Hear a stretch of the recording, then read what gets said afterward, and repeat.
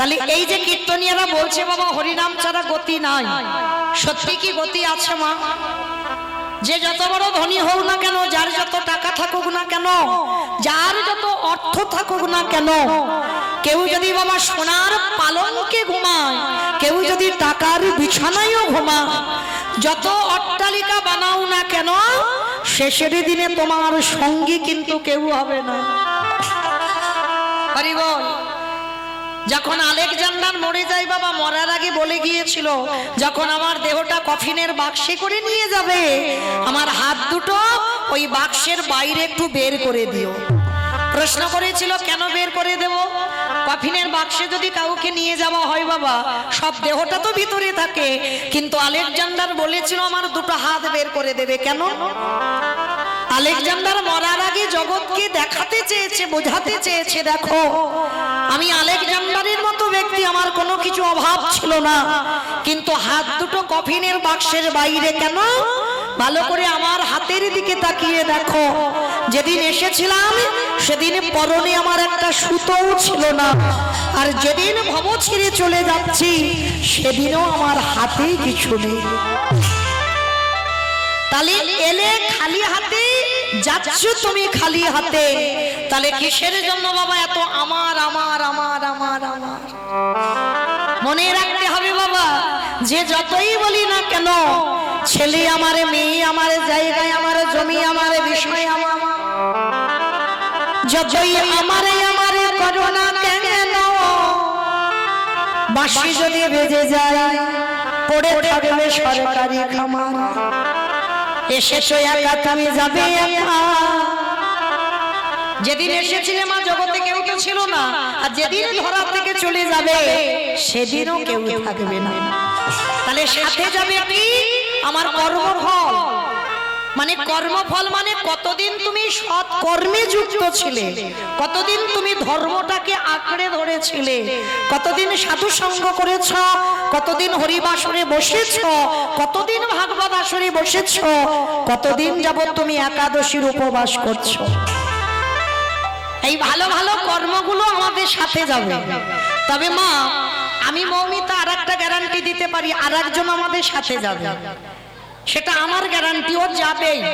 তবে জানি না আপনাদের এই বইটাতে নিয়ম আছে কিনা, তবে আমার ডায়মন্ড হারবার এলাকায় নিয়ম আছে মা, মানুষ মরে গেলে সাথে কিছু দাও বা না দাও, দুটো জিনিস তাকে ভাড়া করতে হবে, একটা হলো খোল আর একটা হলো করতাল। কি গো মাইরা, তোমাদের এই বইটাতে হয়তো মানুষ মরে গেলে খোল করতাল বাজায় তো? তাহলে এই জায়গাটা একটু ভালো করে ভাবেন বাবা। যখন আমরা দুর্গা পূজা করি, কালী পূজা করি, লক্ষ্মী পূজা, সরস্বতী পূজা, যাই পূজা হোক না কেন, যেদিন বিসর্জন হয় সেদিন তো বড় বড় ডিজে ডিজে বাজে। কি মা, তোমাদের বইটাতে বাজে তো? এখানেও হয়? যাক বাবা, আমি ভাবলাম বোধহয় আমার ডায়মন্ডেই শুধু হয়। তার মানে এমন বিসর্জনের দিন মা ধুম ধাড়াক্কা বাজনা বাজবে যেন হার্ট এক্ষুনি ব্লক হয়ে গেল। মানে অসুস্থ মানুষ যদি থাকে বাবা, এমন বাজনা বাজবে সে এক্ষুনি হার্ট অ্যাটাক করবে বিসর্জনের দিন। তাহলে এই জায়গাটাই একটু অনুভব করেন, সেটাও তো মা। তাহলে মাকে যখন জলে ফেলতে যাচ্ছ তখন নাচানাচি করে গেলে, লরিতে করে ডিজে বাজিয়ে গেলে, আর যেদিন আমাদের দেহ বিসর্জন হবে সেদিন কি একটা লরিতে করে ডিজে বাজালে হতো না? কি মা, হওয়ালেতে হতো? তাহলে হওয়াচ্ছে না কেন?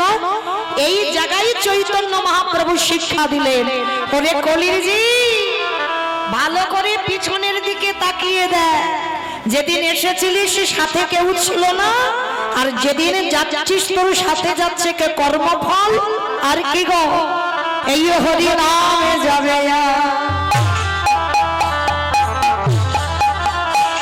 আমাদের লজ্জা দেখা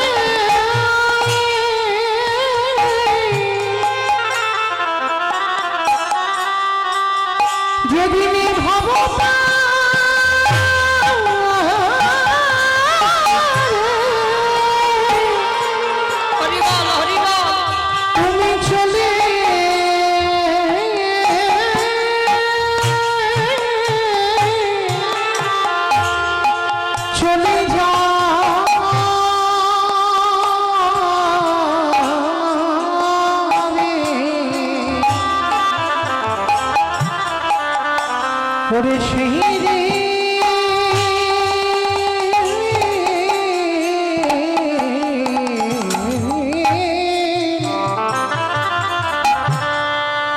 সেই দিনে নাম যাবে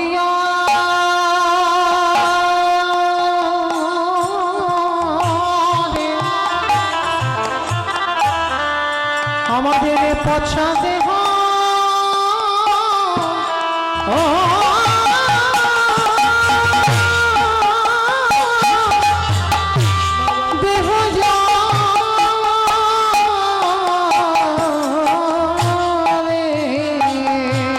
সেদিন তোমার আপন বলতে কে কথা দেবে না যেদিন খাঁচা ছেড়ে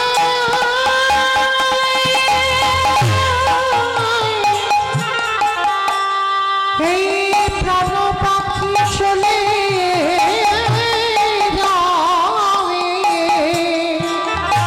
আমাদের প্রাণের কৃষ্ণ ভজ হলো না আমি না জমিনি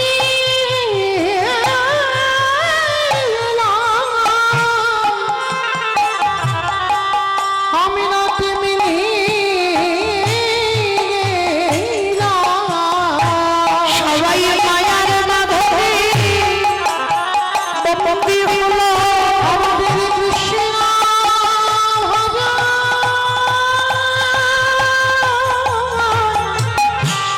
আগে হলো না ভাই। আমরা শুধু এলাম খেলাম ভব ছেড়ে চলে গেলাম কৃষ্ণ বলে কাঁদিলাম না গো। হেদয়া মায়ার হাতে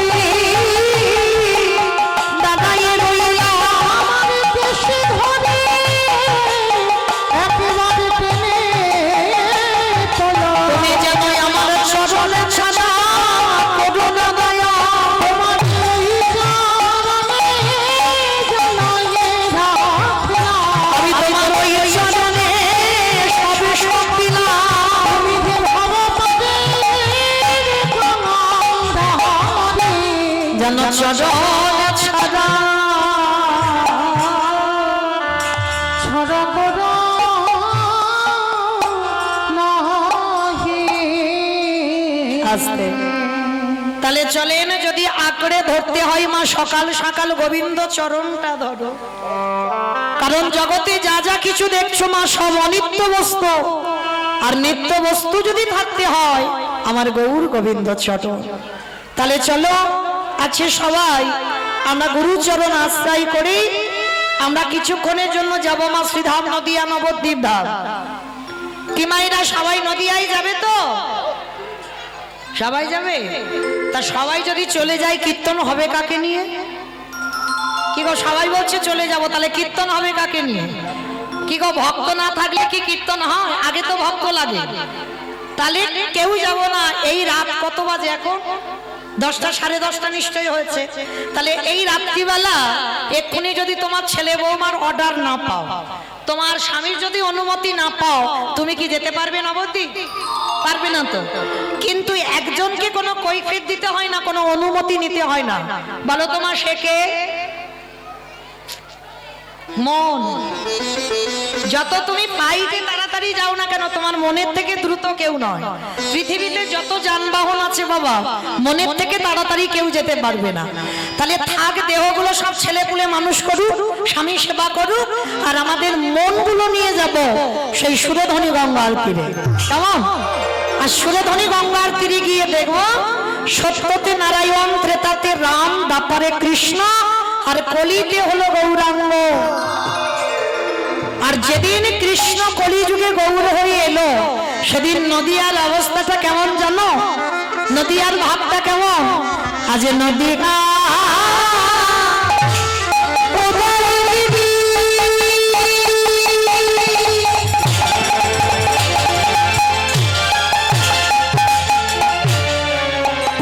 চন্দ্র গৌর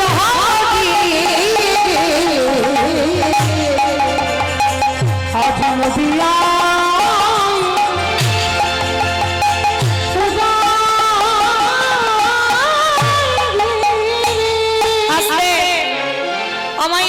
কীর্তন শুনতে গেলে তো আমার ভগবানের জন্য একটু কাজ করতে হয়। কাজগুলো কি কি জানো তো? আচ্ছা আগে বলো তো, আমার চিনতে টিনতে অসুবিধা হচ্ছে না তো? অসুবিধা হচ্ছে না? মনে পড়ছে তো? 1 বছর আগে আমার ডাক্তারবাবু এনেছিল, আবার এনেছে। তাহলে 1 বছর আগে আমার রিহার্সাল দেওয়া আছে। কীর্তন শুনতে গেলে ভগবানের জন্য 3টে কাজ করতে হবে: শঙ্করধ্বনি, উলুধ্বনি, আর যাদের যাদের হাতগুলো এসেছে, যারা বাড়িতে রেখে এসেছো বলবো না, যাদের হাত হরিবাসরে এসেছে, কি মাইরা সবার হাত আছে তো? যাদের যাদের আছে কই একবার দেখিয়ে দাও, আমাকে নয় আমার ভগবানকে। নিতাই গৌর প্রেমানন্দে হরি বল, হরি বল। বাহ, তোমাইরা মাঝে মাঝে হাতগুলো ধসে ধসে যাচ্ছে কেন? এই ধসা রোগ ভালো নয়। আমার নাম মৌমিতা ঘোষ, আমার পদে পদে দোষ। এসেছি যখন হাত তুলিয়ে তবে আমি ডায়মন্ড হারবারে ফিরবো, না হলে ফিরবো না। তো চলো দেখি মাইরে একটু উলুধ্বনি দাও তো দেখি একবার। আজ নদী গা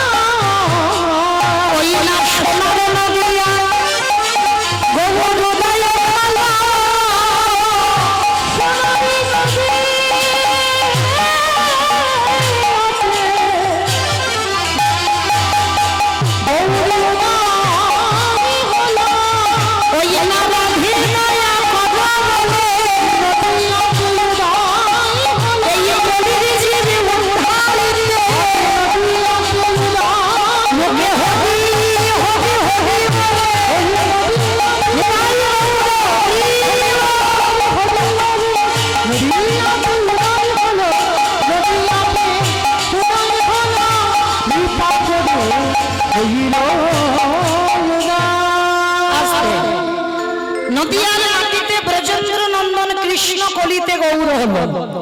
মায়ের নাম কি? শচী ঠাকুরানী, আর বাবার নাম হলো জগন্নাথ মিশ্র।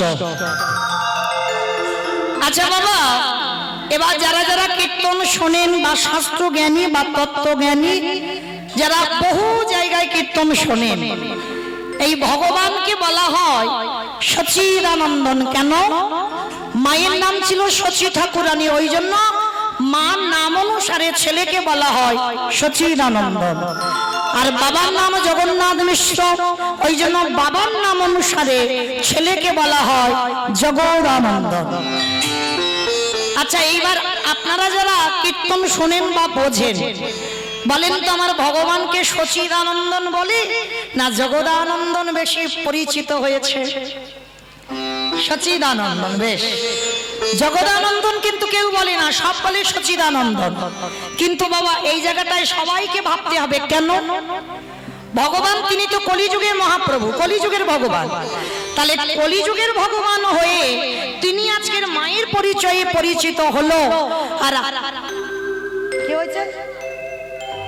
আর আপনারা আমরা সবাই কলির সন্তান হয়ে আমরা কেন বাবার পরিচয়ে পরিচিত হচ্ছে? দেখবেন বাবা, কোথাও গেলে যে মা দিল ব্যথা সে মা রইল কোথা? কথায় বলে না, যেখানে যাও না কেন যদি একটা বাচ্চা হারিয়েও যায় সবার আগে কি কেউ বলবে এ বাবা তোর মার নাম কি? সবার আগে বলবে তোর বাবার নাম কি? আর যে বাবার নাম বলতে পারবে না বাবা, সমাজ তাকে কত গালিগালাজ করবে। যেখানে যাও না কেন তোমাকে তোমার বাবার নামটা লিখতে হবে। কিন্তু এই জায়গায় চৈতন্য মহাপ্রভু তিনি মায়ের পরিচয়ে পরিচিত হলো, আর আপনারা আমরা কলির মানুষ হয়ে সবাই বাবার পরিচয়ে গেলাম কেন? এইটা জানতে গেলে বাবা একটা কথা শুনতে হবে, তাহলে বুঝতে পারবে। তবে মন দিয়ে শুনতে হবে, তবে অনুভব করতে পারবেন কেন ভগবান আমাদের বেলা বাবাকে জায়গা দিল আর নিজের বেলা মায়ের জায়গাটা দিল কেন? শোনো মায়েরা ভালো করে। কেমন একটা ছোট্ট বাচ্চাকে ফেলে বাবা চলে গেছে কাজে, 1 বছর পর পর বাড়িতে আসে। আর মা কি করেছে? সারাদিন সংসারের খাটুনি খেটে ওই ছেলেটাকে দিনে দিনে বড় করছে। বাবা কিন্তু কোনো কাজ করছে না, বাবা তো কর্মে চলে গেছে, টাকা পাঠায়, মা ছেলেটাকে মানুষ করে। কিন্তু ছেলে যখন একটু বড় হয়েছে, হঠাৎ বাবা একদিন বাড়িতে আসছে, আর ওই ছোট্ট বাচ্চাটা ধুলো কাদা বালি মেখে আছে। সেই অবস্থাতে খেলতে খেলতে দেখে না তার বাবা বাড়িতে আসছে, আর সেই খেলা ধুলো কাদা বালি অবস্থায় ছুটে গেছে, মানে আনন্দে বাবা ফিরছে তো অনেক দিন পর। তা বাবা ফিরছে বলে ছেলেটা ছুটে গিয়ে বাবার কোমরটাকে সবে জড়িয়ে ধরতে, ছোট বাচ্চাটা যেমন করে, বাবার কোমর জড়িয়ে ধরতে যাবে, তো বাবা কি করেছে? ছেলের হাতটা ধরে বলছে, আরে দাঁড়া দাঁড়া দাঁড়া দাঁড়া দাঁড়া, এই ছি ছি ছি ছি ছি, এই ধুলো কাদা বালি মেখে আছিস আর আমার দামি জামা কাপড়। ধরো বাবা কথায় কথা বলছি, হয়তো দিল্লি বোম্বে থেকে ফিরছে, ফ্লাইটে করে ফিরেছে, ভালো দামি জামা কাপড় পরে আছে, আর ধুলো কাদাবালি গ্রামে ফিরছে। আর সেই বাচ্চাটা যদি ধুলো কাদাবালি নিয়ে বাবার কোলে ওঠে, বাবার দামি শার্ট নষ্ট হয়ে যাবে না? ছেলের হাতটা ধরে বলছে, দাঁড়া, আমি কোলে এখন নিতে পারবো না, মায়ের কাছে যা, মা যদি পরিষ্কার করে দেয় তারপরে আমি তোকে কোলে নিয়ে ঘুরতে যাব। ভালো করে মন দিয়ে শুনবে কেমন?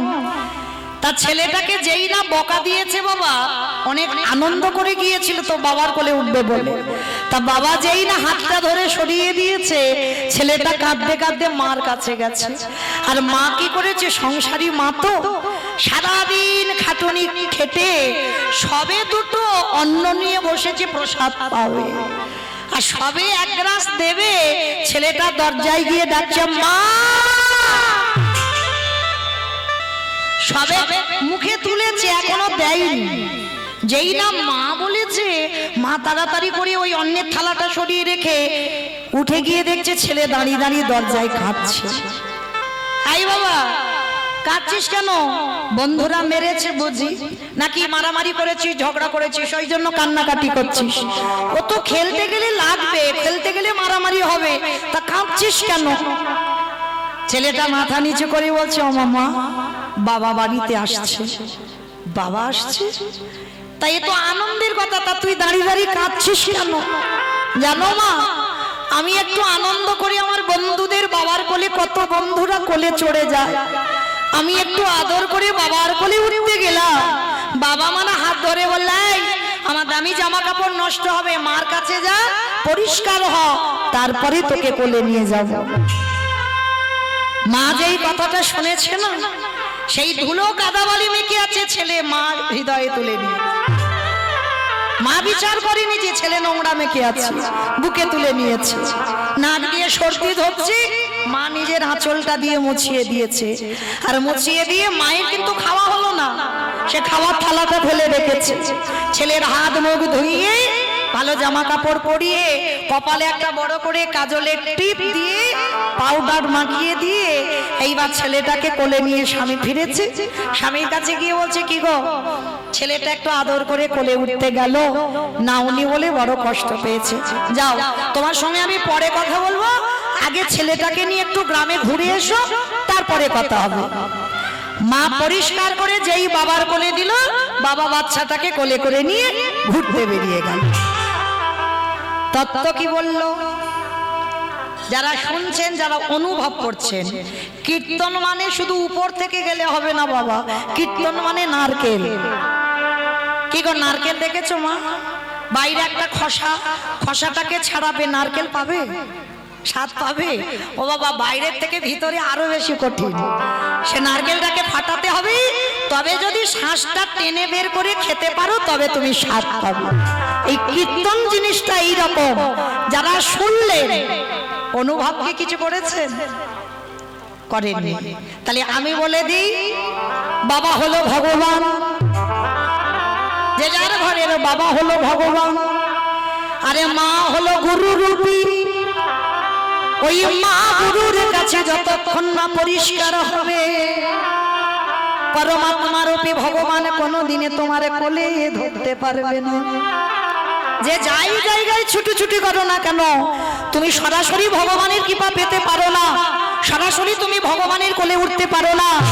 ওই গুরু রূপী মার কাছে যাও, ওই মা যদি তোমার পরিষ্কার করে দেয়, আরে বাবার কোলে যদি তুলে দেয়, তবে বিশ্ব পিতা রূপী ভগবান তোমার কোলে নিয়ে ঘুরতে যাবে। এটা হলো একটা তথ্য। আর একটা তথ্য কি, ভালো করে ভাবেন। ভগবান চিন্তা করলো, বাবা ছেলে নোংরা মেখে আছে বলে কোলে নিল না, কিন্তু মা কিন্তু বিচার করছে না। মা ভালোবাসে, বাবা ভালোবাসে, কিন্তু দুজনের ভালোবাসা তফাৎ। কেউ রেগে যাও আর চটে যাও, যাই করো না কেন বাবা, এটা বাস্তব। মা ভালোবাসে, বাবা ভালোবাসে, দুজনে ভালোবাসে, কিন্তু তফাৎ। কিরকম? বাবার ভালোবাসা হলো একটু ঐশ্বর্যে, আর মায়ের ভালোবাসা হলো একটু মাধুর্যে। তাই তো মা নোংরা বিচার করলো না, কিন্তু বাবা নোংরা বিচার করলো, কাদা মেখে আছে বলে কোলে নিল না। ভগবান চিন্তা করলো, এই কলির মানুষ, এরা তো সবাই নোংরা মাখাজি, সবাই নোংরা মেখে আছে। মা যারা বসে আছো, যারা দাঁড়িয়ে আছো, আমি কীর্তনিয়া সম্প্রদায়, সবাই নোংরা মেখে আছি। কিসের নোংরা? কাম কাঞ্চনে আসক্ত, বিষয়ে বিষয়ে আসক্ত। এ ছেলে আমার, মেয়ে আমার, ঘর আমার, বাড়ি আমার, গাড়ি আমার, এই আমার ময়লার বসন হৃদয়ে চেপে আছে। এগুলো হচ্ছে ময়লা। তাহলে ছেলে ময়লা মেখেছিল বলে বাবা তো নিতে পারলো না। ভগবান চিন্তা করলো, আমি যদি বাবার পরিচয়ে পরিচিত হই, এই কলির ছেলে মেয়েরা এরা যে নোংরা মেখে আছে, তাহলে এদেরকে আমি কোলে নিয়ে উদ্ধার করব কেমন করে? কিন্তু মা ধুলো বিচার করে না। তাই তো চৈতন্য মহাপ্রভু সিদ্ধান্ত দিল, আমি কলিযুগে যাব, মায়ের পরিচয়ে পরিচিত হয়ে। মা যেমন সন্তানের নোংরা ধুলো বিচার করে না, সহজে মা কোলে করে নিয়ে নেয়, ঠিক তদ্রূপ গৌরাঙ্গ মহাপ্রভু আজকের মাতৃ স্বরূপে এসেছে। এই কলির মানুষ আমরা সবাই সন্তান সম। আর মা যেমন ছেলেকে কোলে নেয়, নোংরা ধুলো বিচার করে না, আমার গৌরাঙ্গ মহাপ্রভু সচিদানন্দন গৌরাঙ্গ সুন্দর হয়ে এই কলির জীবীকে উদ্ধার করিতে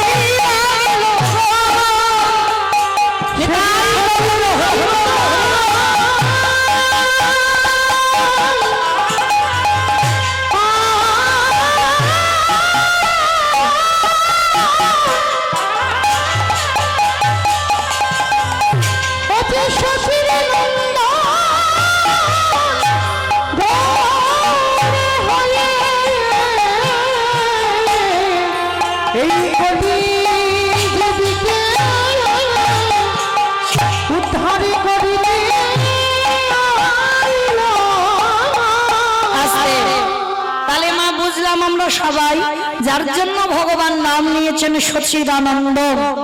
আমরা বলি সচিদানন্দন গৌরাঙ্গ সুন্দর।